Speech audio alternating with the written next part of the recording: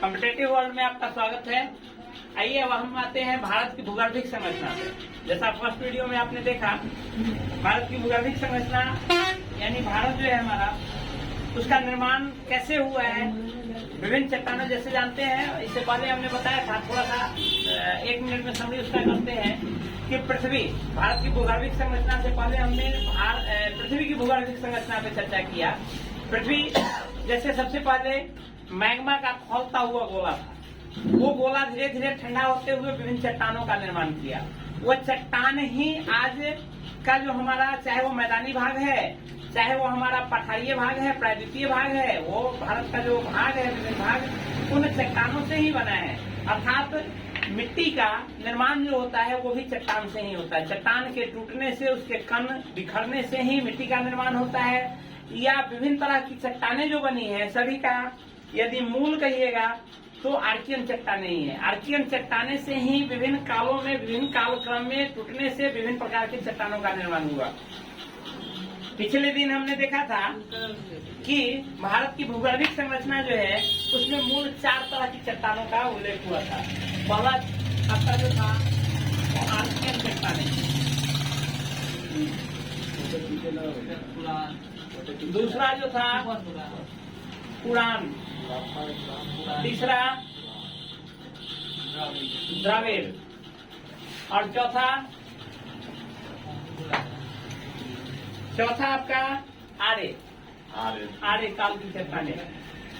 इसमें आपने देखा था आर्कियन युग में 2 चट्टानों का निर्माण हुआ। सबसे पहले तो आर्कियन समूह का ही चट्टान और दूसरा धारवाड़ समूह का चट्टान।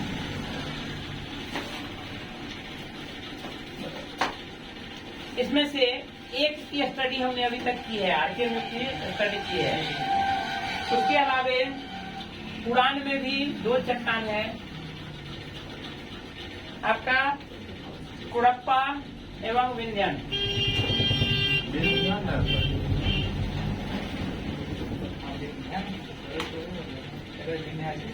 विंध्यन और द्रविड़ समूह की चट्टानें हमारे भारत में हालांकि पहले थी, वर्तमान में इसका अवशेष नहीं है। इसलिए मेन हम आते हैं आर्य समूह की चट्टानें। आर्य समूह की चट्टानें में 4 तरह की है। गोंडवाना,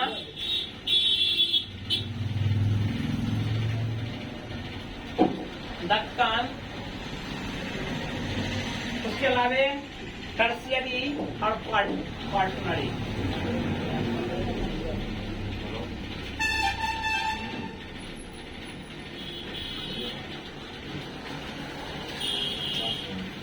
इन 4 तरह की चट्टानें आर्य समूह के अंतर्गत आती हैं। अब हम इसमें आते हैं, जैसे पिछला वीडियो में हमने आर्कियन समूह की चट्टानों का चर्चा किया था। आर्कियन समूह की चट्टानें पूर्णतः जो मैग्मा था वो ठंडा होकर सर्वप्रथम जो चट्टाने का निर्माण हुआ वो आर्कियन समूह की चट्टानें थी। आर्कियन समूह हमने जाना कि आर्कियन समूह की चट्टानें उस समय थी जिस समय मैग्मा बिल्कुल ठंडा होकर चट्टान का रूप लिया। तो जिस समय मैग्मा खौलता हुआ गोला था, तो उस समय हमने जाना कि उस समय जीवन की उत्पत्ति ही नहीं थी इस धरती पे। तो चूंकि जीवन की उत्पत्ति नहीं थी उस समय, इस आर्कियन समूह की चट्टान का निर्माण हुआ। अतः उस समय कोई जीव जंतु या पेड़ पौधा भी नहीं था, यहाँ उत्पन्न नहीं हुआ था। इसलिए आर्कियन समूह की चट्टानों में जीवाश्म नहीं पाए जाते हैं। कालांतर में जब आर्कियन समूह की चट्टान हमारे धरती पर था, ये मानते हैं ये विभिन्न चट्टान है आर्कियन समूह की, कालांतर में विभिन्न कारणों से यह चट्टान टूटकर और निक्षेपित होकर एक दूसरे चट्टान का निर्माण किया। यानी आर्कियन समूह की चट्टान से ही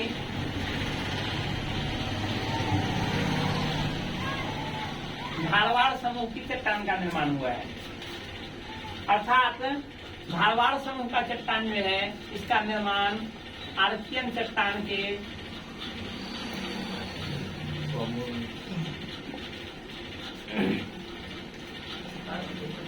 अपरदन निक्षेपण के परिणाम स्वरूप हुआ।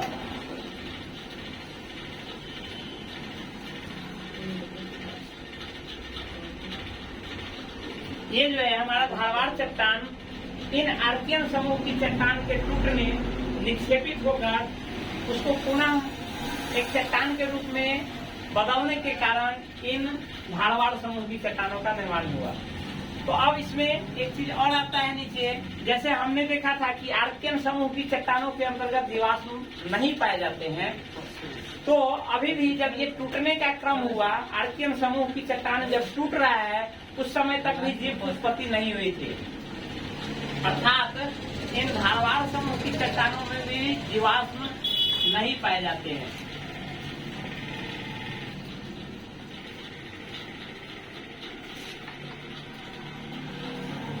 जीवाश्म नहीं पाए जाते हैं। इससे दो तरह का क्वेश्चन बनता है। यदि आपसे पूछे कि धारवाड़ समूह की चट्टानों में जीवाश्म पाया जाता है या नहीं पाया जाता है, तो नहीं पाया जाता है। या इससे दूसरा क्वेश्चन आपसे बना सकता है कि जिस समय धारवाड़ समूह की चट्टान का निर्माण हुआ, क्या उस समय जीव जंतु या पेड़ पौधे की उत्पत्ति हो गई थी? नहीं हुई थी, क्योंकि ये निर्माण के समय वो नहीं था, तभी तो उसमें जीवाश्म नहीं है। नहीं तो विभिन्न चट्टानों के बनने के क्रम में यदि जीव जंतु या पेड़ पौधे हैं वो उसमें दब जाएं, उसी को हम जीवाश्म कहते हैं। जीव के जो अंश हैं, चाहे वो पेड़ पौधे हो या जीव हो, उसके अंश को ही जीवाश्म कहते हैं। तो इसके निर्माण के क्रम में जीव की उत्पत्ति ही नहीं हुई थी, इसलिए उसमें जीवाश्म नहीं पाए जाते हैं। अब यहाँ से हम देखते हैं, जैसे चट्टान कई प्रकार के होते हैं। चट्टान में सबसे पहले आग्नेय रॉक्स होता है, जो विभिन्न मैग्मा ठंडा होकर के जिस चट्टान का निर्माण करता है वो आग्नेय चट्टान होता है। आग्नेय चट्टान से ही रूपांतरित होकर के कायांतरित या मेटामॉर्फिक रॉक्स का निर्माण होता है। दूसरे तरह का जो चट्टान होता है, दूसरा तरह का जो चट्टान है, वो इन आग्नेय चट्टानों के टूटने से और बाद में टूट करके अपर्दित होकर के एक जगह संघनित होने से भी दूसरे तरह की चट्टानों का निर्माण होता है। और वैसे चट्टान जो इग्नेयस रॉक्स के टूट करके और जमने से बनता है, उस चट्टान को अवसादी चट्टान कहते हैं। अर्थात हम यहाँ देख रहे हैं कि ये जो है, ये आर्कियन युग के चट्टान को टूटकर और अपरदन से निक्षेपण के बाद इस धारवाड़ चट्टान का निर्माण हो रहा है। इस प्रकार यह धारवाड़ चट्टान जो है, ये प्रथम सेडिमेंट्री रॉक या अवसादी चट्टान।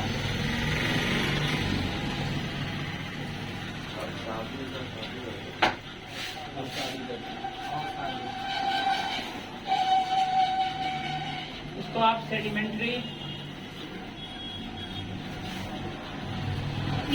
रॉक भी कर सकते हैं। प्रथम अवसादी चट्टान जो है धारवाड़ चट्टान है।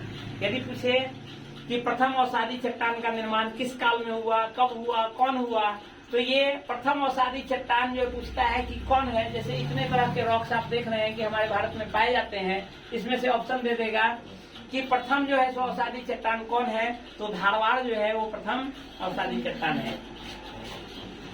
इसमें अवसादी चट्टान होने के कारण हमने जैसा इससे पहले पढ़ा कि आर्कियन युग की चट्टानों में धात्विक एवं अधात्विक तत्वों की भरमार है।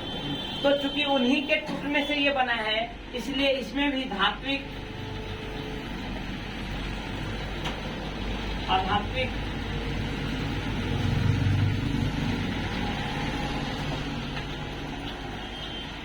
खनिज पाए जाते हैं, भरपूर मात्रा में पाए जाते हैं।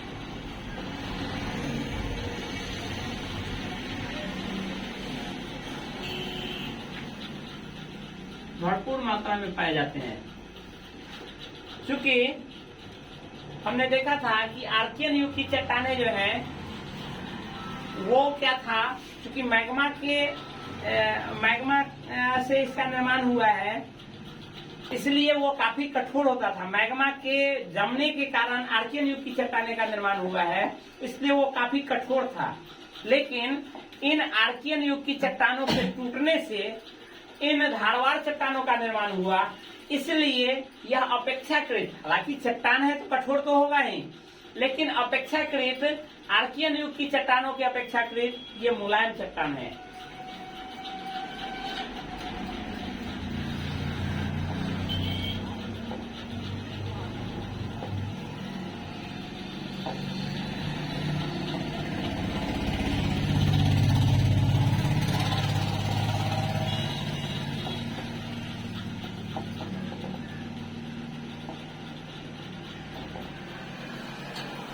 आर्कियन चट्टानों के मुकाबले, आर्कियन चट्टानों की अपेक्षाकृत यह मुलायम चट्टान है।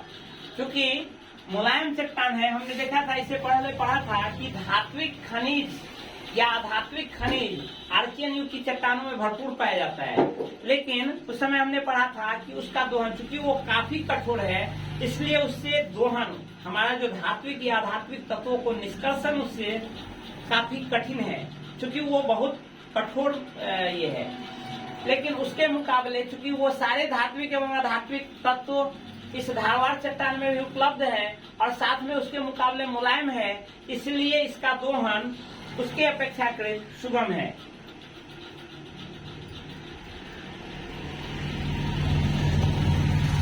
आर्थिक रूप से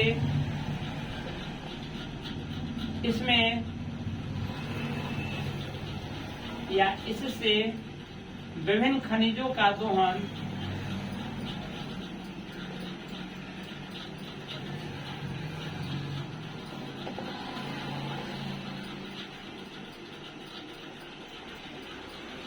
आसान है।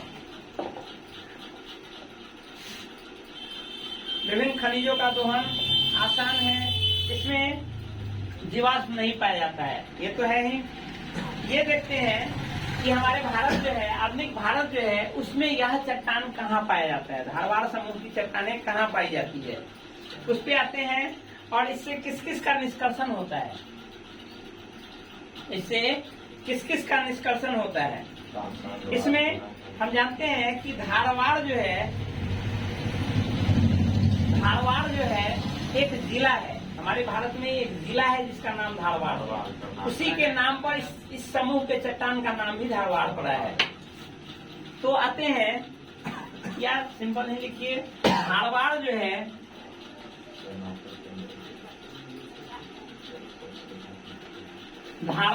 है ये कर्नाटक में स्थित एक जिला है, कर्नाटक में स्थित एक जिला है। यह चट्टान हालांकि केवल धारवाड़ में ही नहीं पाया जाता है, सर्वप्रथम इसकी खोज जो हुई थी धारवाड़ में हुई थी।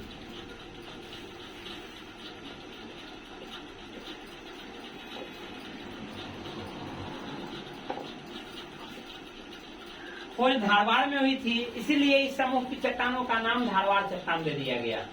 ये धारवाड़ के अलावे बेल्लारी और शिमोगा जिला, कर्नाटक के बेल्लारी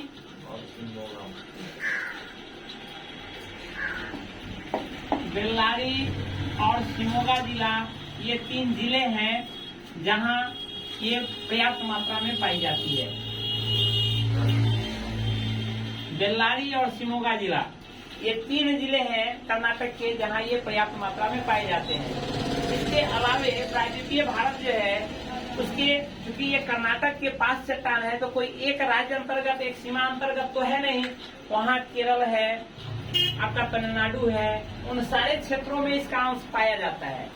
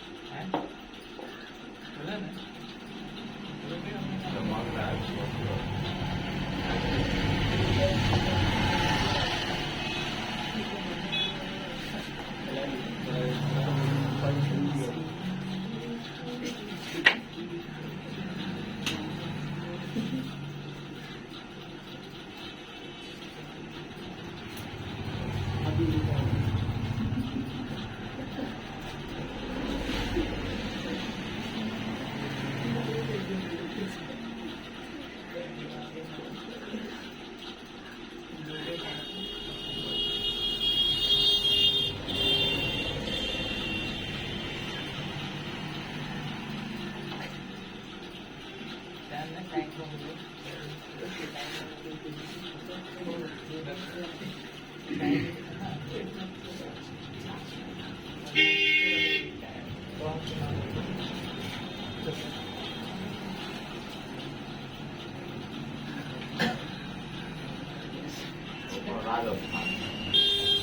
तरह से मेनली ये 3 भागों में पाया जाता है। हालांकि 3 राज्य नहीं है, राज्य तो कई हैं, लेकिन मेनली 3 भागों में पाया जाता है। ये यहाँ पर इस बॉर्डर के आसपास पड़ता है। यहाँ पे आपका मेनली भाग कर्नाटक का है, लेकिन इसके अलावा केरल है, तमिलनाडु है, इन क्षेत्र में भी ये पड़ता है।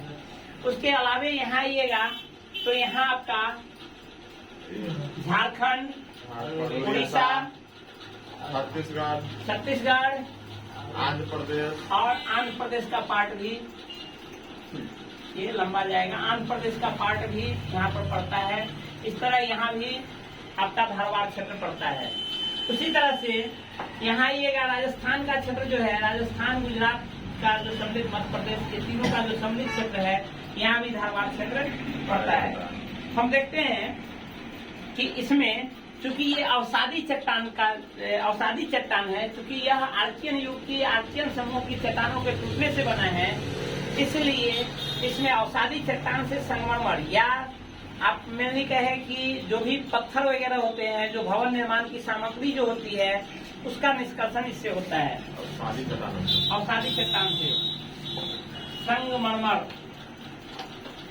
का सर्वप्रथम उत्खनन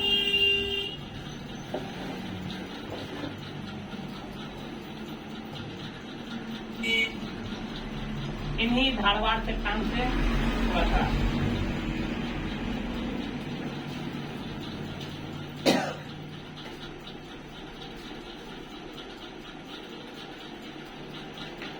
संगमरमर का सर्वप्रथम उत्खनन इन्हीं धारवाड़ चट्टानों से हुआ था। आते हैं विभिन्न क्षेत्र जो है, वो विभिन्न क्षेत्र में इससे, क्योंकि ये आर्कियन युग की चट्टानों से ही निर्मित है और इसमें बहुत सारे धात्विक अधात्विक खनिज पाए जाते हैं, तो हम देखते हैं कि कहाँ कहाँ से कौन कौन सा खनिज इससे निष्कर्षण होता है। तो उसमें आइए,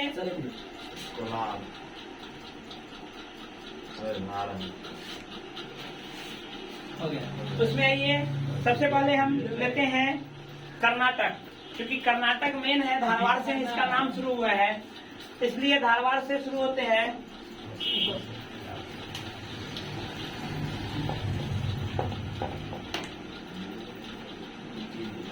सबसे पहले कर्नाटक। कर्नाटक में कोलार,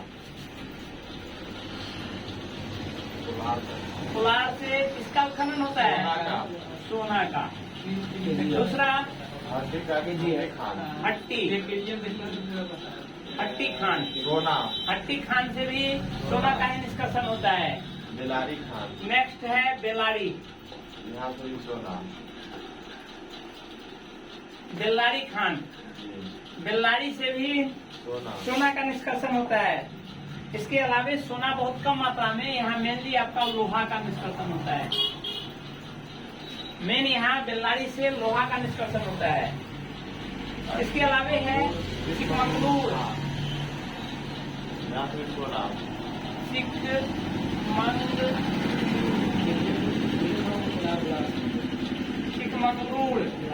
चिकमंगलूर से भी लोहा का निष्कर्षण होता है।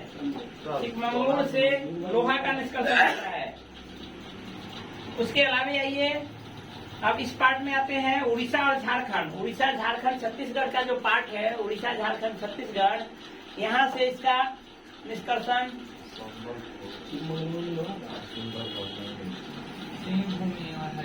उड़ीसा।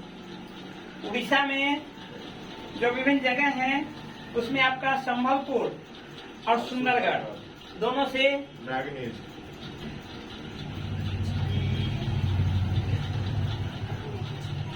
अब्दुल्ला, सुंदरगढ़, यहाँ से मैग्नीज का निष्कर्षण होता है।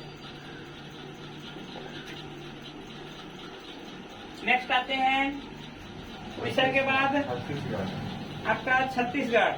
छत्तीसगढ़ में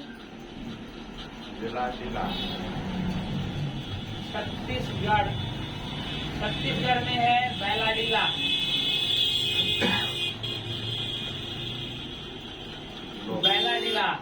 यहाँ से लोहा का निष्कर्षण होता है। नेक्स्ट आ जाइए झारखंड, सिर भूमि और हजारीबाग। झारखंड में है सिंहभूमि, हजारीबाग।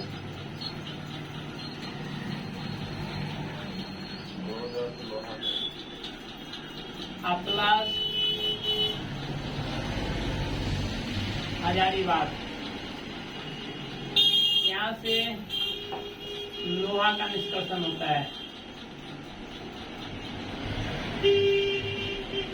ये कुछ प्रमुख जगह हैं जो जहां से हमारे इस धारवाड़ समूह की चट्टानों से विभिन्न धात्विक खनिजें निकलती है, निष्कर्षित होती हैं।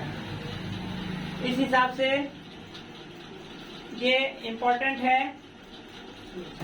कि इसमें आप इन समूह की चट्टानों से प्राप्त होने वाली विभिन्न समूह की चट्टानें एवं इन समूह की चट्टानों से निकलने निष्कर्षित होने वाले विभिन्न तत्वों को और वो कौन खान किस क्षेत्र में पड़ता है उसका निष्कर्षण देखें। इसके अलावा हम चलते हैं नेक्स्ट पुरान समूह की चट्टानें कुडप्पा और विंध्यन पे आते हैं। पुरान समूह की चट्टानें कुडप्पा और विंध्यन पे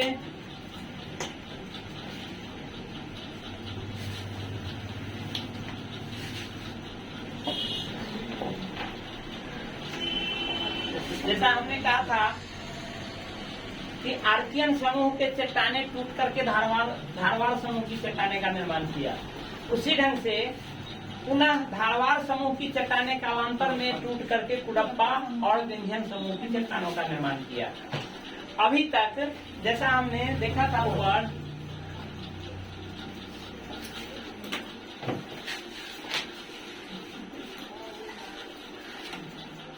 कुडप्पा समूह की चट्टाने पे हम आते हैं। कुडप्पा समूह की चट्टाने पढ़ने के क्रम में हम देखेंगे कि मेनली सबसे पहले तो यह कुडप्पा जो है, कुडप्पा नाम इसका इसलिए पड़ा है, यह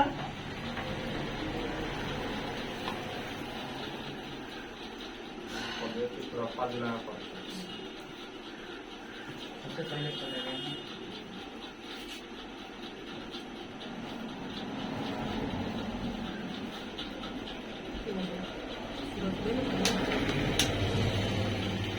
आंध्र प्रदेश का जिला है कुडप्पा।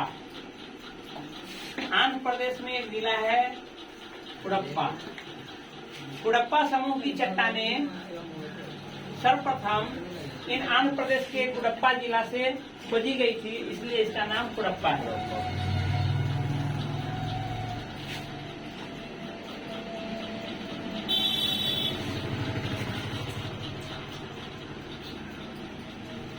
सबसे पहले जो हमारा प्राचीन भारत था, जिस समय तो इसकी भूगर्भिक संरचना चल ही रही थी, आर्कियन एज की चट्टानों से टूट करके धारवाड़ और धारवाड़ से कुडप्पा एवं विंध्यन का निर्माण हुआ। उस समय जो ये प्रायद्वीप का निर्माण ही हो रहा था, उस समय हमारे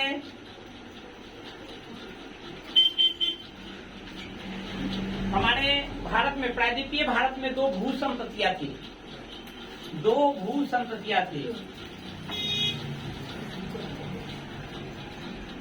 भू संततिया का मतलब होता है छिछला समुद्र, छिछला जल का पार्ट। यानी हमारा जहां अभी आज आप प्रायद्वीपीय भारत देखते हैं, इस प्रायद्वीपीय भारत में दो छिछला समुद्र था, पानी का पार्ट था, पानी घुसा हुआ था अंदर तक, यहाँ पानी भरा हुआ था।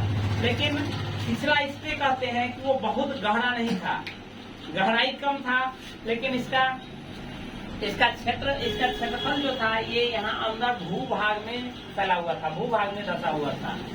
यह भू संप्रतिया इसलिए कहते हैं कि ये छिछला समुद्र था। छिछला समुद्र में धीरे धीरे, जानते हैं कि कोई समुद्र पाट है, वहाँ बहुत सारी नदियां गुजरती है, और बहुत सारी नदियां गुजरने के क्रम में क्या करती है, अपर्दन के द्वारा मिट्टी लाती है। नदियां अपर्दन के द्वारा मिट्टी लाती हैं, अवशेष लाती हैं और अवशेष को जमा करती है। अवशेष जमा होते होते यहाँ पे एक पठार का निर्माण हो गया, और ये कालांतर में ये जम करके एक चट्टान का निर्माण कर दिया। तो इसके क्रम में, ये जमने के क्रम में जिस चट्टान का निर्माण हुआ उसको विंध्यन चट्टान, चूंकि ये विंध्य क्षेत्र में पड़ता है इसलिए इसका उस क्षेत्र के नाम पर इसका नाम विंध्यन चट्टान पड़ा। और ये कुडप्पा जिला जो है आंध्र प्रदेश का, इसमें भी ये भू संतति थी। भू संतति से विभिन्न नदियां अपना निक्षेप ला करके यहाँ जमा करती गई और कालांतर में एक चट्टान का निर्माण कर ली। इस तरह से निर्मित चट्टान को कुडप्पा चट्टान कहते हैं। यहाँ आपको देखना ये जरूरी है कि इसमें कुडप्पा की चट्टान जो निर्मित हुई है, कुडप्पा की चट्टान कालांतर में ठीक इसके बाद धारवाड़ के बाद हुई है। यद्यपि इसके कुछ समय बाद विंध्यन चट्टान का निर्माण शुरू हुआ है। तो कुडप्पा समूह की चट्टानें जो है, इससे पहले हमने बताया आर्कियन समूह और धारवाड़ समूह। धारवाड़ समूह जहां भी आर्कियन समूह की चट्टानें हैं, कालांतर में टूट के रूपांतरित होकर के धारवाड़ समूह का चट्टान निर्माण किया है। यानी आज जो आपका अरावली पर्वत है, जो राजस्थान का पार्ट है, राजस्थान में मुख्यतः पड़ता है, वो अरावली पर्वत मुख्यतः पहले तो आर्कियन समूह की चट्टाने से बनी थी, लेकिन कालांतर में वो सब परिवर्तित होते होते किसमें परिवर्तित हो गई? धारवाड़ में परिवर्तित हो चुकी है। हिमालय में भी बहुत सारा पार्ट है जो आपका धारवाड़ समूह का निर्माण करती है। यदि हमने 3 मुख्य पार्ट उसका देखा था, जो आपका कर्नाटक, यहाँ पे छत्तीसगढ़ और झारखंड और साथ में यहाँ पे राजस्थान के आसपास दिखाई दिया। लेकिन इसके अलावा ये नहीं कि वहीं पर केवल उसका निर्माण है धारवाड़ चट्टान का, हिमालय में भी उसका निक्षेप पाया जाता है। क्योंकि आर्कियन से ही वो रूपांतरित होते आ रहा है, लेकिन कम मात्रा में है, इसलिए उसकी चर्चा बहुत कम होती है। उसी तरह हम आते हैं कुडप्पा और विंध्यन। कुडप्पा और विंध्यन करने का मतलब यह नहीं कि केवल ये विंध्यन क्षेत्र में ही, विंध्यन क्षेत्र काफी लंबा चौड़ा फैला क्षेत्र है और उसके अलावा कुडप्पा जो है राजस्थान के एक जिला तक सीमित नहीं है, राजस्थान के कई पार्टों में फैला हुआ है। और ये निक्षेप से बनी, बाद में कालांतर में रूपांतरित चट्टाने हैं।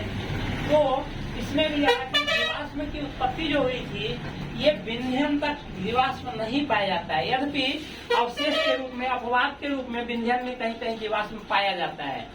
तो ये ऊपर की जो 3 चट्टाने हैं, इसमें या आप कह सकते हैं ये 4 चट्टाने जो है, इन चारों में जीवाश्म का अवशेष नहीं पाया जाता है। जीवाश्म कहीं नहीं पाया जाता है, इसमें जीवाश्म नहीं पाया जाता है। अर्थात ये कुडप्पा समूह की चट्टाने में जीवाश्म नहीं पाया जाता है। एक को हम इसलिए छोड़ रहे थे, इसमें अपवाद के रूप में बहुत कम मात्रा में, सीमित मात्रा में, बहुत कम जगह पर जीवाश्म पाया गया है। लेकिन यदि पूछता है, यदि समूह दे करके पूछता है कि किन चट्टानों में जीवाश्म नहीं पाया जाता है, तो उनमें ये चारों आपका आ जाएगा जिसमें जीवाश्म नहीं पाया जाता है। तो ये 2 भूषण तथ्या धीरे धीरे कालांतर में कुडप्पा एवं विंध्यन समूह की चट्टानों का निर्माण किया। हम आते हैं पहले ये कुडप्पा समूह की चट्टाने पे। तो कुडप्पा समूह की चट्टान जो है, ये आपका अवसादी चट्टान ही है, क्योंकि ये टूट करके अपरदन के कारण ही बना है। तो सबसे पहले ये कुडप्पा समूह की चट्टाने जो है, ये अवसादी चट्टाने हैं। और हम जानते हैं कि अवसादी चट्टान से भवन निर्माण सामग्री का निर्माण होता है, जैसे विभिन्न तरह के पत्थर, संगमरमर, इन सब का निष्कर्षण इन चट्टानों से होता है। तो धारवाड़ समूह के चट्टान के अक्षय अपरदन के कारण ही इनका निर्माण हुआ। ये देखते हैं धारवाड़ समूह के चट्टानों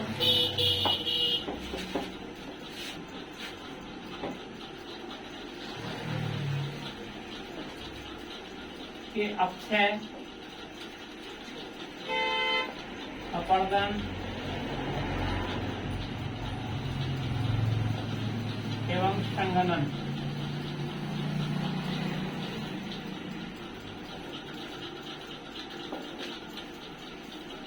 से इनका निर्माण हुआ।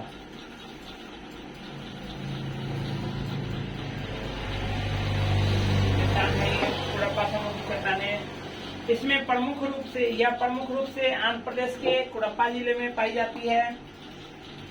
इसमें भी जीवाश्म का अंश नहीं है।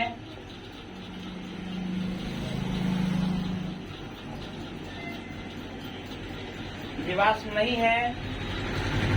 इसको यह आंध्र प्रदेश, उड़ीसा, झारखंड, आंध्र प्रदेश, उड़ीसा, उड़ीसा, झारखंड,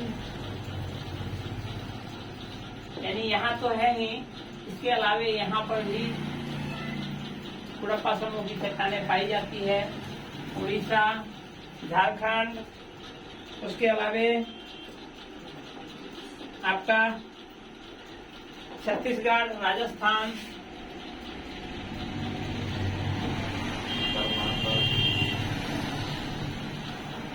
राजस्थान में मुख्य रूप से पाई जाती है, इसमें आपको भवन निर्माण की सामग्री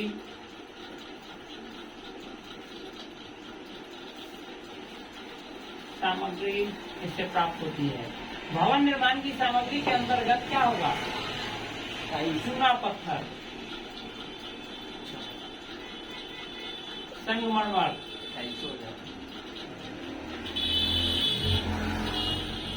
स्लेट, सेल,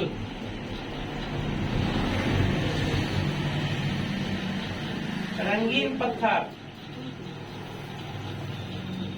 विभिन्न रंगीन पत्थर,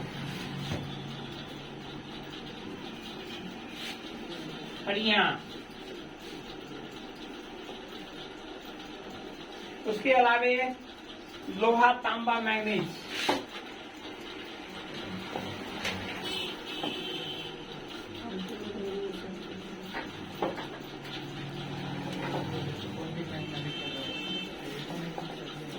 इत्यादि का उत्खनन इस प्रकार की चट्टानों से किया जाता है। इत्यादि का उत्खनन इस चट्टानों से किया जाता है।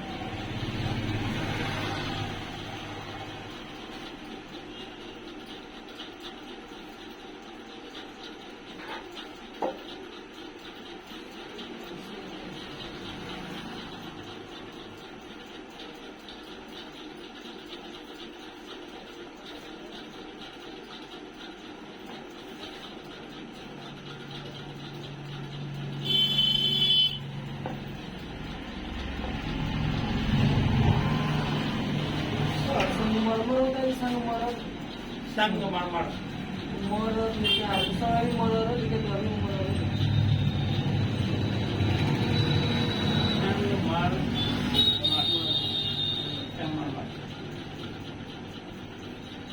इसके अलावा आते हैं विंध्यन क्रम की चट्टानें।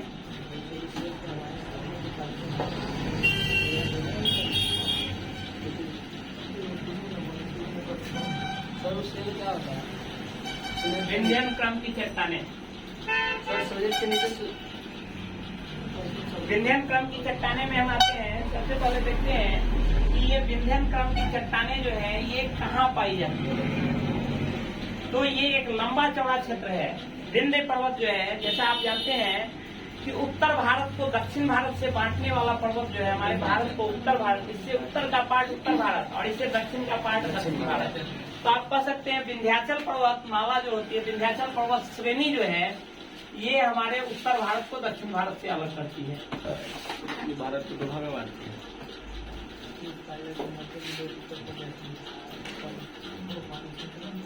विंध्याचल पर्वत श्रेणी उत्तर भारत को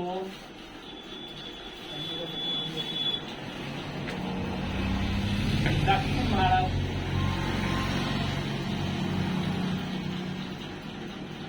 से अलग करती है।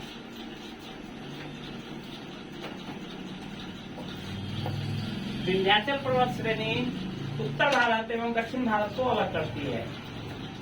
इसका मतलब है कि ये विंध्यन पर्वत जो है, हालांकि एक श्रेणी का मतलब होता है एक सीरीज, कोई जरूरी नहीं है कि ये पहाड़ी भाग जो है कंटिन्यू चला हो, बीच बीच में टूटा और अपर्दित होता है, बीच बीच से घाटियां निकली होती है, बीच बीच से मैदान निकला होता है। तो यह पूरे श्रेणी कहने का मतलब ही होता है यहाँ से लेकर के ये जहाँ तक चला है, भले ही टूटे ही भाग हो, उस पूरे को ले लिया जाता है, उसको एक सीरीज या एक श्रेणी कहते हैं। तो ये विंध्याचल पर्वत जो है या विंध्यन श्रेणी जो है, ये विंध्यन श्रेणी हमारा जो शुरू होता है, ये हमारे बिहार से बिहार का पार्ट यहाँ से यहाँ लगभग पड़ता है। बिहार से हमारे शुरू होकर के और पश्चिम में राजस्थान तक, पूरब में बिहार से लेकर के पश्चिम में राजस्थान तक चला गया है। यदि इसका एरिया हम देखें, यदि हम इसका केवल पहले एरिया देखें तो ये हमारा सासाराम, बिहार का जो पार्ट है सासाराम, पूरब में कहाँ से? पूर्व में सासाराम से लेकर के पश्चिम में यह चित्तौड़गढ़। चित्तौड़गढ़ कहाँ पड़ता है? राजस्थान में।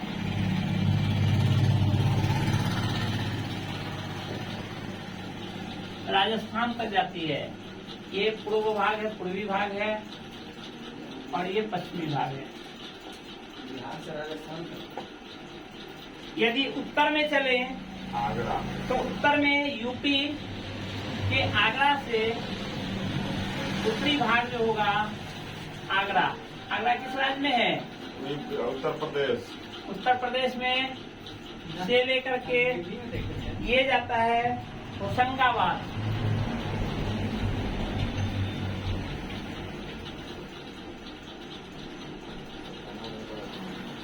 होशंगाबाद कहाँ पड़ता है? मध्य प्रदेश। ये विंध्य पर्वत जो है आपका इधर आ जाइए पूरब में। पूरब में बिहार के सासाराम से प्रारंभ होकर और पश्चिम में चित्तौड़गढ़ राजस्थान तक जाता है, फैला हुआ है। यदि उत्तर में आए तो यहाँ उत्तर में ये टच करता है यूपी, आगरा से लेकर के, और दक्षिण में जाइएगा तो एमपी के होशंगाबाद तक ये स्थित है। तो एक लंबा चौड़ा क्षेत्र है, और ये लंबा चौड़ा क्षेत्र हमारे उत्तर भारत से दक्षिण भारत को कम्प्लीटली अलग करता है। इसमें भी जैसा हमने ऊपर ये चर्चा किया कि इसमें भी जीवाश्म नहीं पाए जाते हैं। यदि सीधा पूछे कि जीवाश्म पाया जाता है या नहीं पाया जाता है, तो जीवाश्म नहीं पाया जाता है। लेकिन हमने कहा कि अपवाद के रूप में भी है। अपवाद कुछ जगह के खुदाई में इसमें जीवाश्म के अंश पाए गए हैं।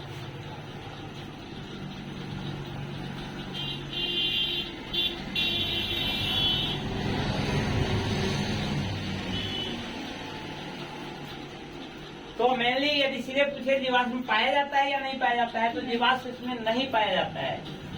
लेकिन अपवाद के रूप में यदि क्लियर कट पूछे कि क्या कहीं पर भी पाया गया है या नहीं पाया गया, तो कुछ जगहों पे नाम मात्र का बहुत कम मात्रा में जीवाश्म पाया गया है।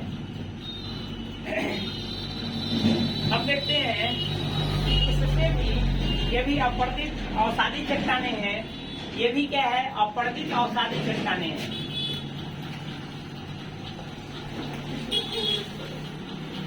यह भी विभिन्न चट्टानों के टूटने से ही बना है।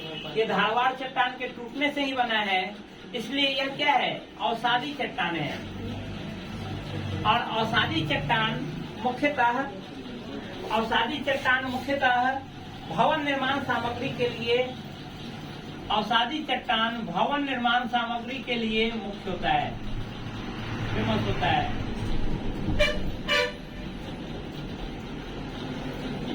भवन निर्माण सामग्री के लिए महत्वपूर्ण होता है, या भवन निर्माण सामग्री का उत्खनन इन अवसादी चट्टानों से होता है।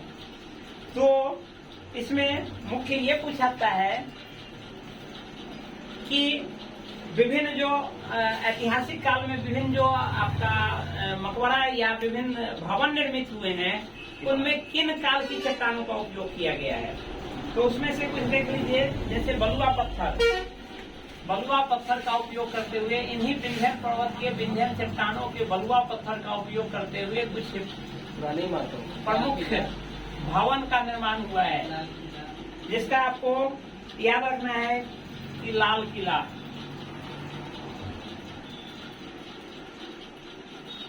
उसके अलावे आपका आगरा का किला, जामा मस्जिद,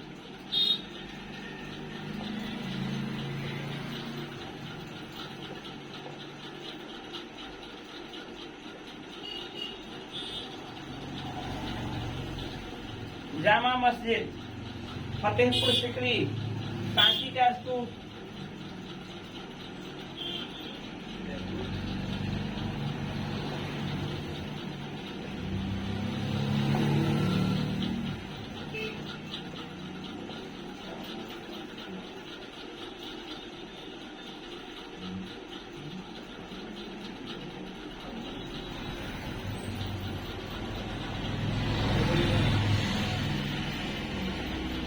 सांची का स्तूप,